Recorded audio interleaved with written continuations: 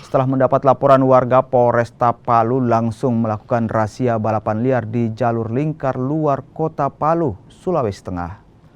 Sekitar 28 unit motor berhasil disita. Ke-28 unit motor ini langsung ditilang karena tidak memiliki kelengkapan surat dan menggunakan knalpot bising. Selain motor, polisi juga menangkap satu warga yang kedapatan membawa senjata tajam di lokasi balapan liar.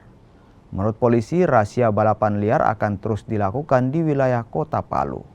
Barusan kami mengamankan balapan liar di lokasi belakang Untat sampai lokasi pasar Inase, Talise. Kita mengamankan 28 unit kendaraan berbagai jenis, diantaranya ada yang kenal pot bogar, tidak mempunyai plat kendaraan, spion juga tidak terpasang.